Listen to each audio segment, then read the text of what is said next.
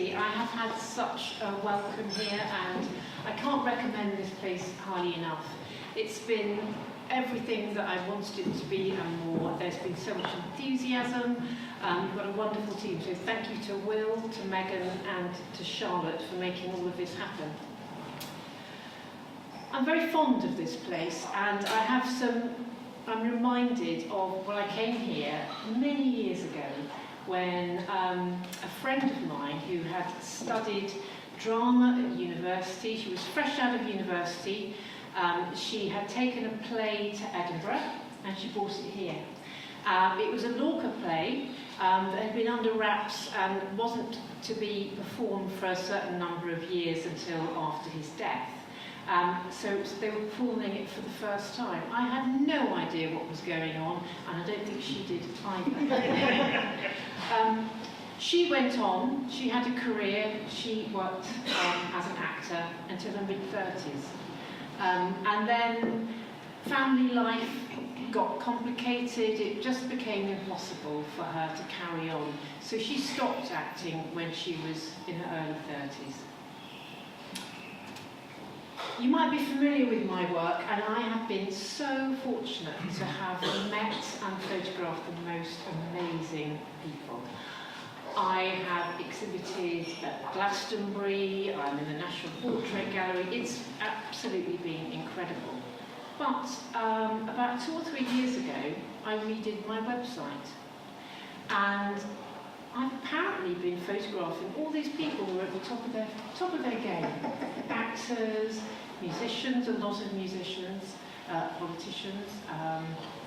But I realised when I counted through that only 10% of the people that I have photographed for portraits have been women. That is absolutely shocking.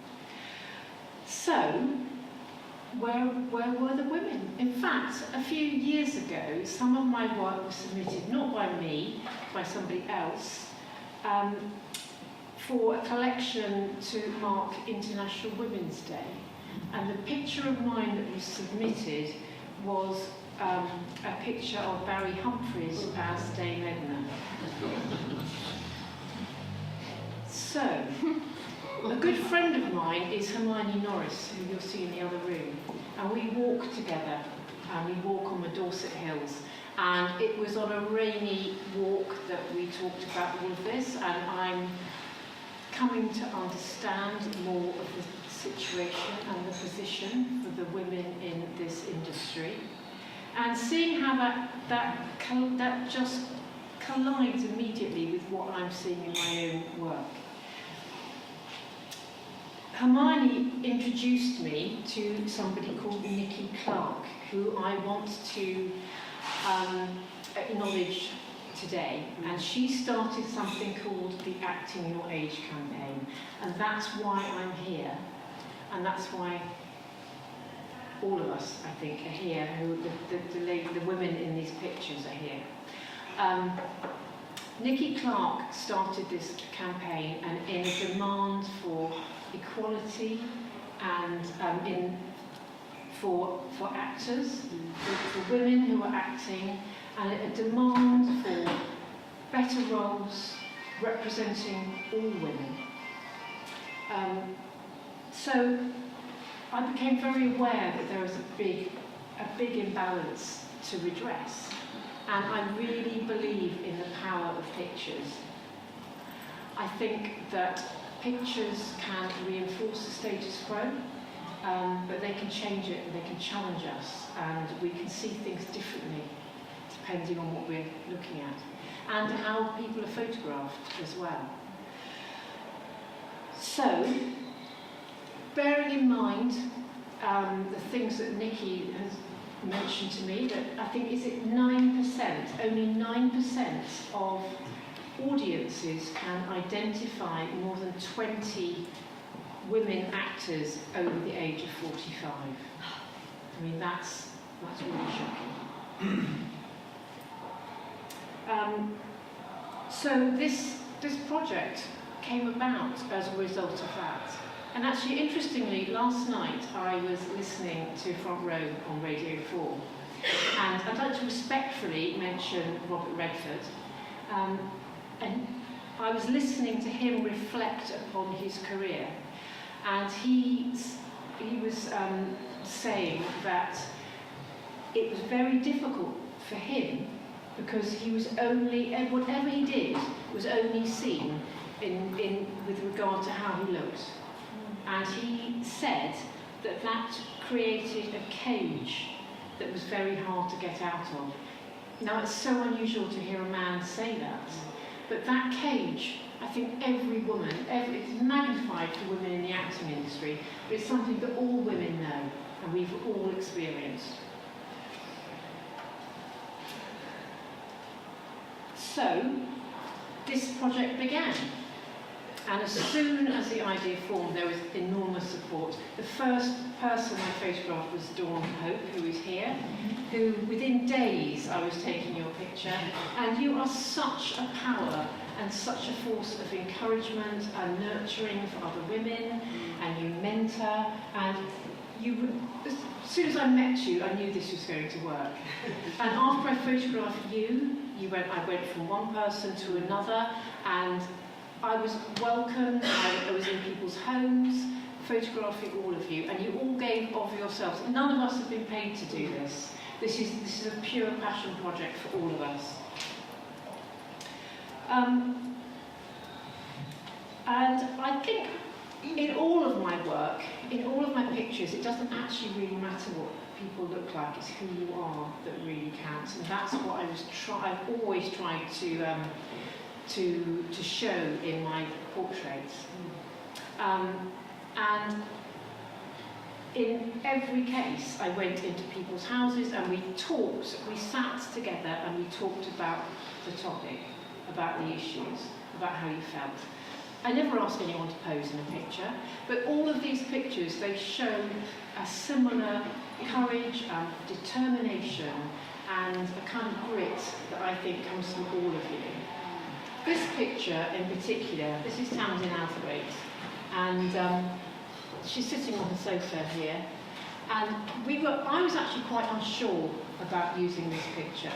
I didn't really know if we dared to do it, and I showed it to Tamsin, and she kind of went, oh, wow, oh, do you think we can? Do you think we dare? And yeah, we will, we dared. And do you know, I've been told women don't sit like that, but they do, they really do. It's just that from a very early age, all of us were told not to. Yeah. And I'm very, very glad we used that in the end. And women do sit like that, they really, really do.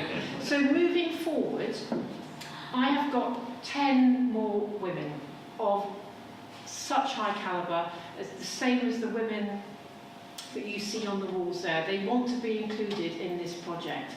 Initially, I had funding to do this from an international photography festival. So we've got this far. I want to take this on further.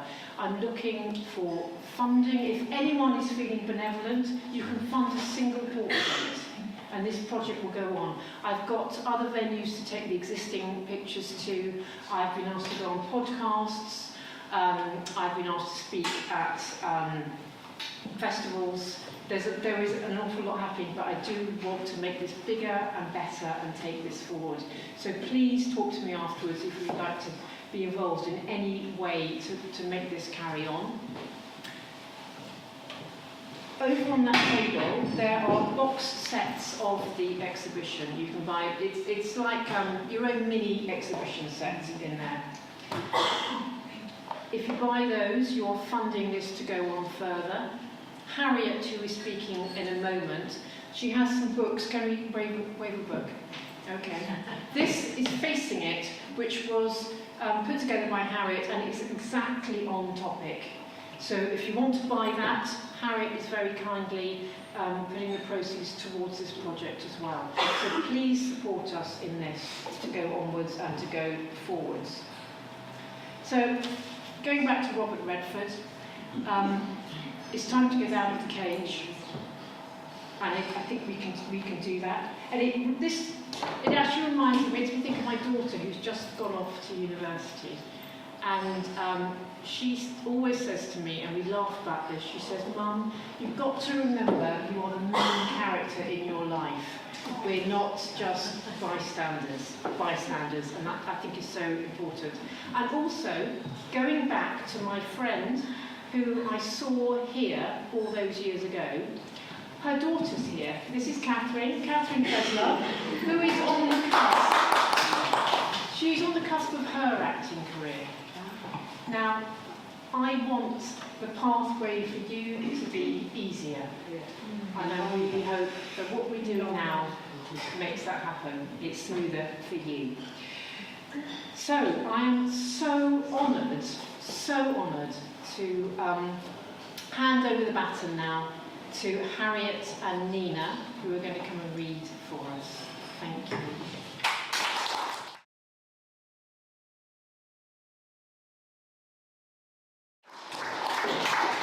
Thanks, Lucy, and thanks for putting this together, and thanks to Battersea for putting it all on the walls. And I have to say that we are the lucky ones. For every picture out here, there's about, I can't say, maybe 20, 50 women who aren't working, who aren't chosen, because those statistics you spoke of are very real out there in the world. And it's not just the way we're viewed, it's the stories that are written about us. And so we represent people over a certain age, and the prejudices that stop us being in those stories and stop people writing those stories are exactly what we're trying to break down or expand is a better way. We're trying to expand the walls rather than open the cage, basically. And I just thought we would read. I was asked to write a sort of alternative, well, I've written a book of alternative speeches for Shakespeare's women. And my publisher sort of said, why don't you write one for the three witches in Macbeth? And I thought, well, I don't know what to say about them. I mean, because nobody believes in witches anymore. Blah, blah, blah. And suddenly I just woke up inspired to write a piece that's about getting old, basically, and the prejudice against old women. Do you know what page we're on? Yeah, so this is the witch's rap. And there should be three of us, but, you know, we'll alternate. And if you're all familiar with double, double, toil and trouble, rhythm, this is the rhythm of the witch's rap. You're with me, we're all together. Whiskers, wrinkles, bags that wobble, hags in rags with legs that hobble, chins are double, pricked with stubble, brains befuddled, minds a muddle, living in our babbling bubble, blaming for every trial and trouble, when all we are is old. With slimy noses, grimy toesies, where the thorns in lovely roses, the door of hope that quickly closes, where prose, while poetry that flows is damned by us. What our kind knows is every little thing that grows is destined to grow old. Ostracized and criticized, terrorized for being wise, men act our parts, but in disguise, with hooded heads and leopard eyes, lest ugly truth should jeopardize the myth that beauty never dies. But look at us, we're old. Old women seem the enemy, voracious, vile and venomy, a hideous hegemony of curses and, of hexes and disharmony. Who wrote this stuff? Unsexy, plastic, pale and wizened, where everything a young girl isn't, but we weren't always old. Our memories are quiet wells, deep rich waters, echoing bells, love tokens, smiles and summer smells, our minds expanding in their shells, our brains protective citadels, not almanacs for casting spells. We're like you, but just old. The oak tree wears his outer coat with pride, shows off each gnarly knot, each grasping root, each liver spot. Young saplings grow from mulching rot of elders' bark and owe a lot to ancestors beneath their plot. They don't despise the old. This is the reality, you see. This is a great metaphor. 'Tis better far that you befriend the signs foreshadowing your end. Know that your back will surely bend, that certain breaks will never mend. Your voice may squeak, your breath offend. Embrace all this if you intend to treasure every day you spend. Unless you die too young, my friend, one day you will be old. Thank you.